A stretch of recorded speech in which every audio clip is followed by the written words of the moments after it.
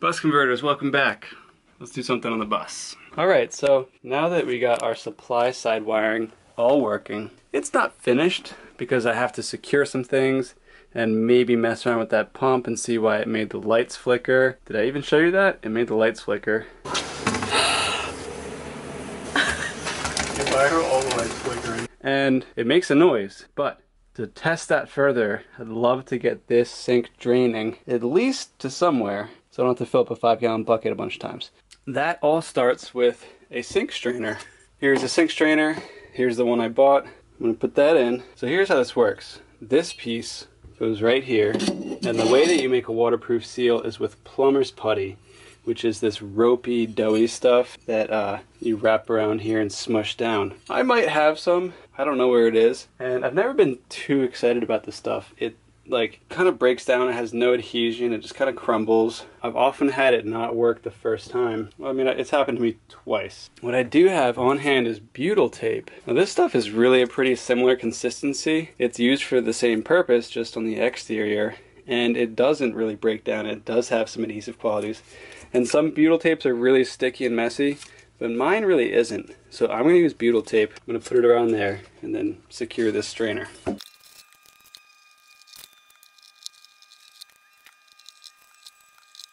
Alright, now I'm going to go down there and I'm putting rubber gasket, then paper gasket, then this thing, like that, and just tightening it all on. Alright, so I got that strainer on there really tight, kind of overkill with a 14-inch pipe wrench, but as you can see that butyl tape is kicked out and now I can just cut it off. And that is not going to leak, guys. Alright, so butyl tape, what do you think? Good idea? Bad idea? I would bet that that is not going to leak. We'll see. Rubber, paper, cup, nut. Alright guys, so what I did is I bought like 10 million P-traps and elbows and 90s that were like something to do with the dishwasher, I don't know.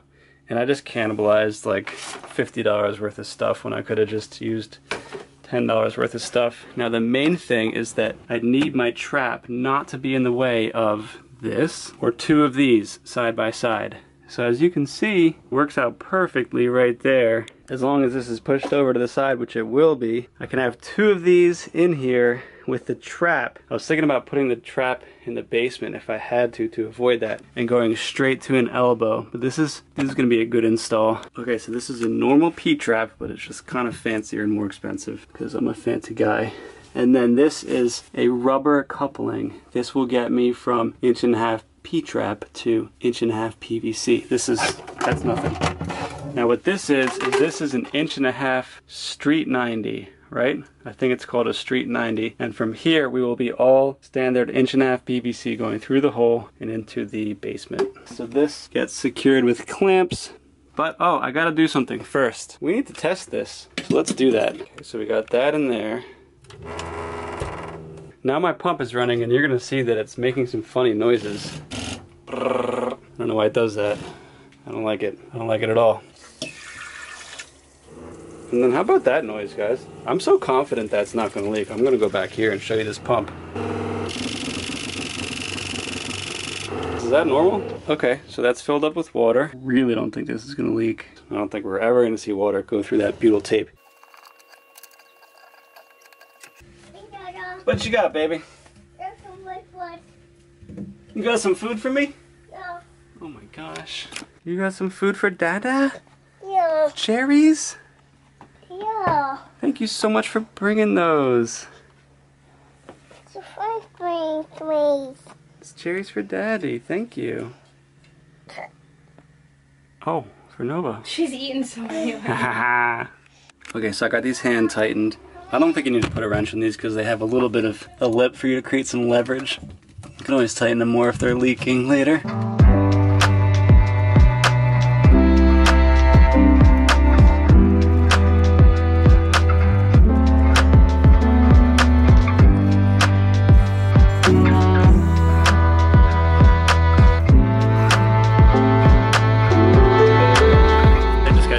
Quick so I can crawl down here and not mess up some nice clothes. Let's hope I got really lucky with where this drain came out. Hi Nova! Alright, so there it is. Oh, Oh, I'm in here. Oh. Yeah, here you go, my Nova. Dada. It's pretty close to that back wall, but I think I can make it work. So let's come down here and drill from down up. What you got for me? Oh, tools are out there? Yeah. Thank you. You want to take that for me? Yeah. Okay. Can you reach it? Oh, thanks. Oh, don't hurt your eyes. No, look at the light. Thank you, Manova.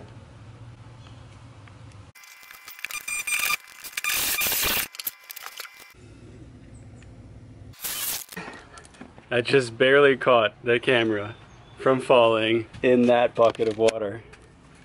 Which just like goes to show you I have not learned to prepare my workspace. I shouldn't have this camera anywhere near... Alright, so now that I have this dry fit and it's looking good, I have got to prime it and cement it. Guys, don't buy purple primer. This is so that inspectors can see the work you've done and know that it's primed before you close up your walls. This stuff looks disgusting. I should not have bought it. We're not gonna have any inspectors in here. That makes me happy. Because, like, I try and do things right, you know?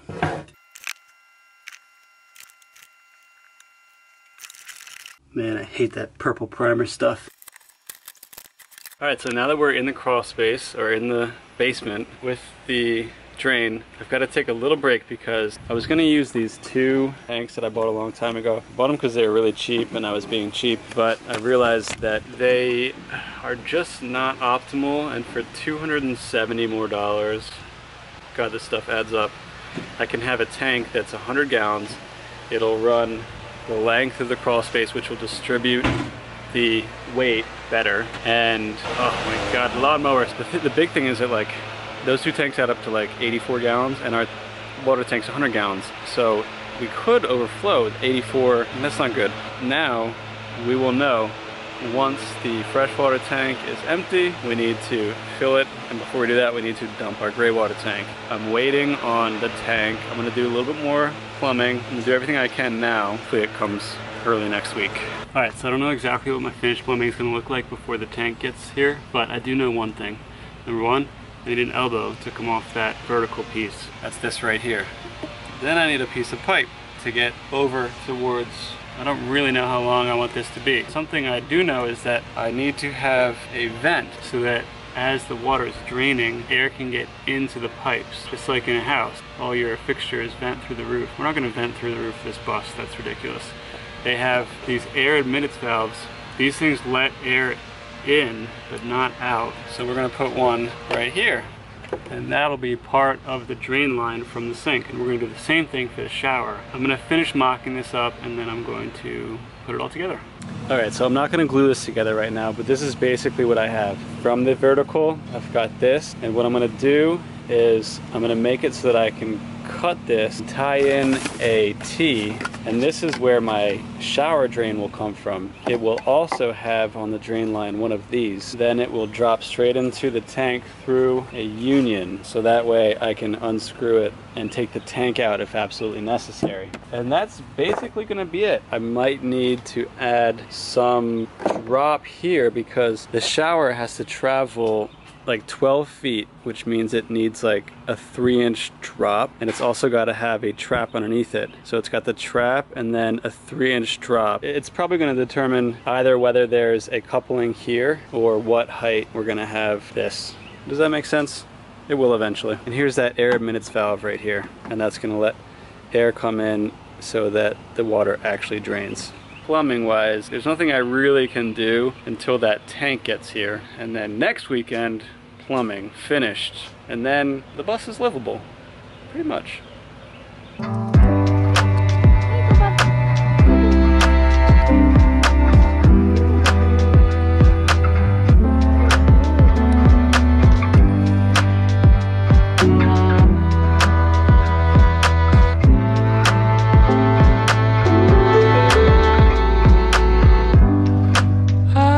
You're screaming.